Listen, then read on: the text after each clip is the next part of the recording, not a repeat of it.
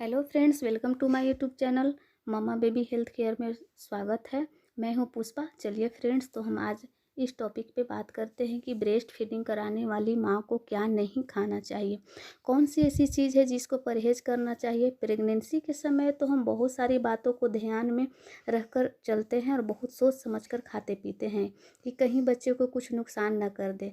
तो उसी प्रकार प्रेगनेंसी के बाद हमें ध्यान रखना है कि ब्रेस्ट फीडिंग के समय कि क्या क्या ऐसी चीज़ खाएं और क्या क्या नहीं खाना चाहिए जिससे बच्चे को नुकसान हो जाए।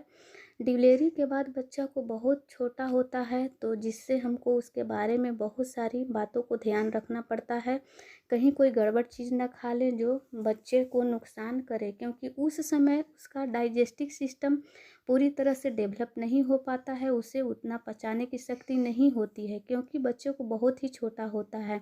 उसे छोटी से छोटी चीज़ों को दिक्कत हो सकती है। आज हम बात करते हैं ऐसी 8 चीज़ें जो जिसके बारे में बच्चे को दिक्कत है और जो परहेज करें, जो ब्रेस्ट फीडिंग कराने वाली माँ है वो नहीं खाएं। चलिए, जो वो 8 चीज़ कौन कौन सी है।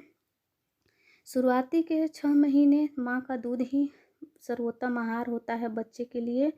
तो महीने कम से कम इस महीने फर्स्ट के 6 महीने परहेज करना चाहिए।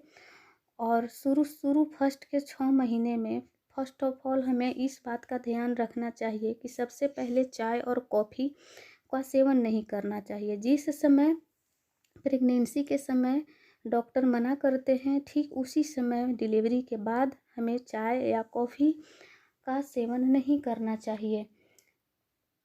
ठीक डिलीवरी के बाद नहीं करना इसलिए चाहिए कि कॉफ़ी में कैफ़ीन पाया जाता है, इसीलिए इसका सेवन नहीं करना चाहिए। इससे नींद कम आएगी और बच्चे को जब दूध पिएगा तो उसका सीधा असर पड़ेगा, इसीलिए बच्चा को एकदम से सीधा असर पड़ेगा और एकदम से नींद नहीं आएगी। जब बच्चा को नींद नहीं आएगी तो बच्चा परेशान ज़्यादा करेगा और सो नहीं पाएगा और रोएगा। शुरुआत के 1-2 महीने बच्चा ज़्यादा रोता है, इसीलिए कॉफ़ी और चाय का अवॉइड कीजिए। दूसरा है खट्टी चीज़, जैसे चटनी हो गया या पुदीना से बना हुआ कोई भी फ्लेवर का कोई भी चीज़ हो गया, उसे हम अवॉइड करें। और तीसरा चीज़ हो गया कैबेज। कैबेज या कॉलीफ्लावर, इसे भी नहीं खाएं, इससे गैस बनता है और इससे बच्चे को ढकार आएगा। माँ खाएगी तो सीधा असर बच्चे पर पड़ेगा। और चौथा चीज़ हो जाता है भिंडी। भिंडी का भी सेवन नहीं करना चाहिए, इसे भी परहेज करना चाहिए क्योंकि भिंडी खाने से भी गैस बनता है और जब माँ सेवन करेगी तो डायरेक्ट बच्चा इसे दूध पिएगा तो उसे सीधा असर पड़ेगा, इसे भी अवॉइड करना चाहिए, बच्चे को दिक्कत आएगी।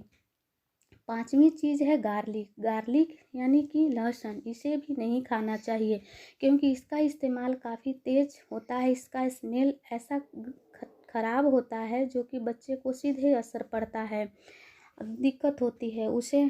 अचानक बच्चा रोने लगता है, चीखने चिल्लाने लगेगा तो दिक्कत आएगी, वो नहीं खाएं। शुरुआती के 1-2 महीने इसे परहेज करें। कच्चा लहसुन तो एकदम भी बिल्कुल भी नहीं खाना चाहिए, इसे ढका रहेगा और बच्चा परेशान होगा, इसे अवॉइड करें। छठा चीज़ है मक्के की रोटी या मक्के की आटे से बना हुआ कोई भी चीज़ या फ्लेवर हो उसे अवॉइड करें क्योंकि उससे बच्चे को पेट में डायरेक्ट प्रभाव पड़ेगा और बच्चा के पचाने की जो सिस्टम है, डाइजेस्टिव सिस्टम है, वो कमज़ोर है, बच्चा नहीं पचा सकेगा, इसीलिए वो अवॉइड करें। और सब्जी में कोई भी ऐसे चीज़ लगे जो जो सब्जी दिखे आपको कि नहीं इससे गैस बनता है, वो भी आप अवॉइड करें तो बहुत ज़्यादा अच्छा होगा।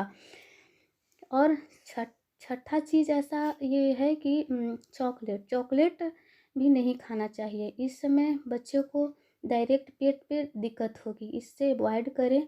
और चॉकलेट खाने से इसमें भी कैफीन होता है और इसका सीधा असर पड़ेगा, इसीलिए नींद खराब होगा और बच्चा ज़्यादा परेशान करेगा।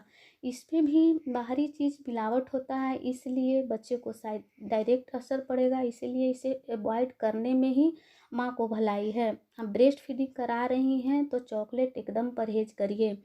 और सातवां चीज़ हो जाता है खट्टे फल। खट्टे फल भी कभी नहीं खाना चाहिए, जैसे संतरा हो गया, मौसमी हो गया, नींबू पानी वगैरह हो गया, ये से इसे नहीं ले, ये ठंडा असर होता है, इसका ठंडा तासीर होता है। इसको लेने से डायरेक्ट बच्चा को असर पड़ेगा। ये खाने से बहुत ही बच्चा इरिटेट होगा और ज़्यादा उसको तबीयत ख़राब हो सकता है। तो शुरू के 6 महीने बच्चे माँ के दूध पे ही निर्भर रहता है, इसीलिए माँ को ऐसा खट्टे फल और भी कोई ऐसा चीज़ हो जो नुकसान पहुँचाएँ डायरेक्ट बच्चे को, वो नहीं सेवन करिए।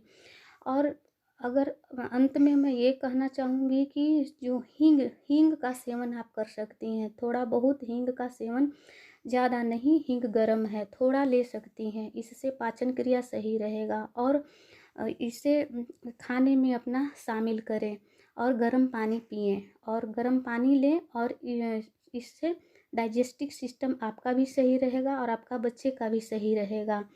और इस जीरा, थोड़ा भुना हुआ जीरा आप ले सकते हैं, थोड़ा अजवाइन का भी सेवन, अजवाइन का पानी लें, ताकि बच्चे को डाइजेस्टिव सिस्टम हो, उस पर बच्चा का जो सीधा असर पड़े और अच्छा से वो दूध पचा सके, और वो अच्छे से दूध पचाएगा, वोमिट नहीं करेगा, उसका डाइजेस्टिव सिस्टम भी सही रहेगा।